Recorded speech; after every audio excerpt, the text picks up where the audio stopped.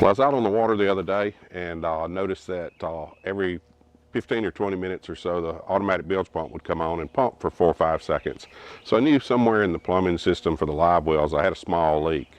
They're really hard to find because a lot of times it's a cracked fitting or just a pinhole where two hoses have rubbed together, and it's a common problem, but it can be frustrating to find. Here's a simple way to go out and find where that water's coming from.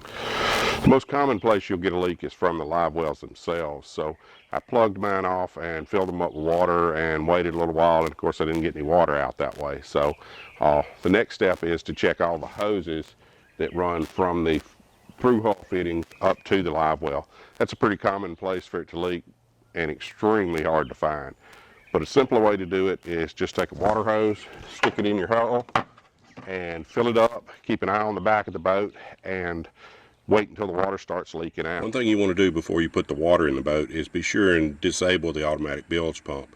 In my case, I've got a fuse that I can pull that kills that, and there's probably one in most every boat out there.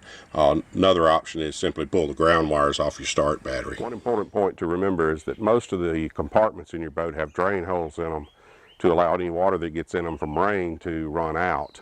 When you fill the hull up, you'll get some water in those compartments, so be sure and pull any tackle out first. Once you get water to start coming out the back of the boat, you can tell where it's coming from. It'll be one of the fittings. In my case, it's one of the overflows for the live wells.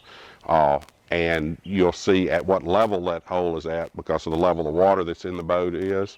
And you can tell exactly which hose it is by where it's coming through the back end of the boat. Once you've located where the water is, it's a simple matter of pulling out stuff until you can get to it, figure out which hose you need to replace, and put a new one in.